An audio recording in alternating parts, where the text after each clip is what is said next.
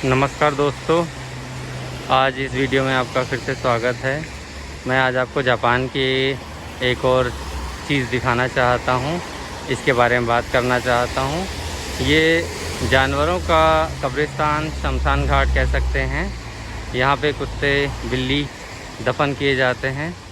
और जापान के बारे में जैसा कि आपको पता है कि यहाँ पर प्रकृति के साथ में किस तरीके से मनुष्य समन्वय बिठाता है, उसके साथ साथ चलता है, कोशिश करता है कि जो प्रकृति है, मनुष्य के अलावा जो प्राणी हैं, जीव हैं या जो भी प्रकृति के रूप हैं, उनके साथ अस्तित्व बिठाया जाए, उनके साथ तालमेल बिठाया जाए। तो ये हमारे घर के पास ही रास्ते में एक जानवरों का कब्रिस्तान है। यहाँ पे ये इनकी कब्र बनी हुई हैं। और आपको पता है जापान में हिंदू और इस्लाम संस्कृति दोनों का मेल है। तो पहले जलाया जाता है जो मृत शरीर होता है, फिर उसके बाद में यहाँ पर और जहाँ पर कब्रिस्तान होता है वहाँ पर दफनाया जाता है। तो ये जो लोग जिनके कुत्ते बिल्ली ख़त्म हो जाते हैं और जो चाहते हैं कि उनकी स्मृति बनी रहे, तो यहाँ पर उन्होंने नाम, और यहाँ अगर कुत्ता बिल्ली है तो उसका जो चिन्ह है वो लगा रखा है, नाम भी लिख रखा है जापानी में, और साथ में समय भी लिख रखा है कि कब उनकी डेथ हुई, कब उनका निधन हुआ। जिस तरीके से आपको पता होगा, जापान की संस्कृति में हाचिको नामक एक कुत्ते की कहानी बहुत ज़्यादा प्रसिद्ध है। वो अपने मालिक को बहुत प्यार करता था। हाचिको नामक कुत्ता, उसकी कहानी आपने नहीं देखी होगी तो वीडियो में देखिएगा जाकर। हाचिको नामक कुत्ता है, उसकी कहानी है, जो अपने मालिक का 9 साल तक उसी स्टेशन के पास इंतज़ार करता रहा जहाँ पर शाम को उसका मालिक उएनो जो सेंसेई थे, प्रोफेसर थे, वो मिलते थे।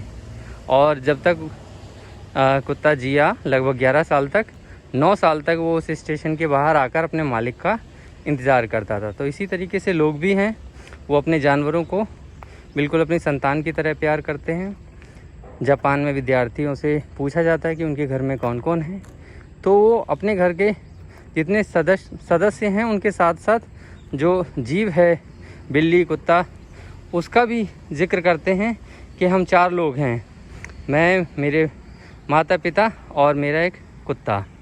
तो उसको वो छोड़ते नहीं हैं, उसको अपने तरीके से अपने घर का सदस्य मानते हैं। तो यहाँ पे उनका ये कब्रिस्तान है।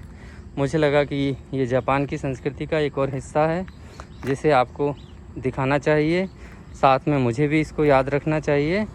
तो इस तरीके से मैं ये चाहता था कि ये चीज़ें आप भी देखें।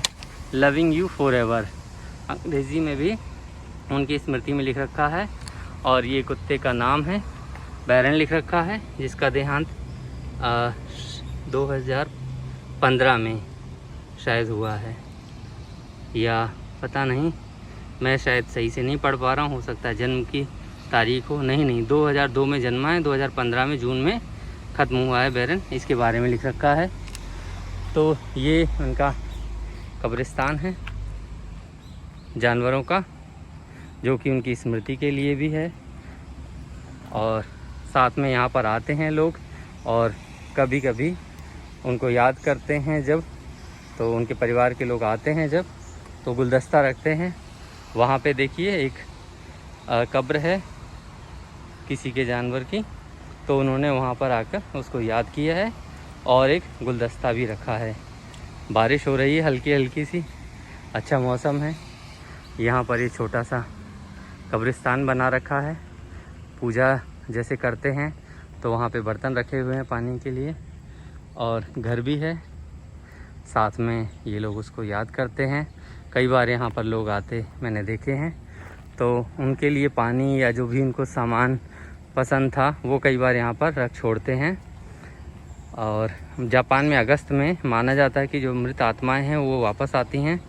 तो ये चाहते होंगे कि ये उनके जो प्रिय जानवर हैं उनकी आत्मा कभी वापस आएगी, तो देखा जाएगा कि उनको याद कर रही हैं, उनकी स्मृति अभी भी बनी हुई है। वहाँ पर पानी रखा हुआ है, कुत्ते का नाम लिखा हुआ है। तो ये बहुत अच्छा है। देखना इसको, आपके साथ साझा करना इसको। आशा है आपको ये जापान की संस्कृति की अद्भुत चीज़ अच्छी लगी होगी कि आप अपने साथ जीने वाले जो भी हैं जीव जंतु, पेड़ पौधे, जानवर, उन सबको सम्मान देते हैं, उनको याद रखते हैं। धन्यवाद, नमस्कार। अगले वीडियो में फिर मिलेंगे। धन्यवाद।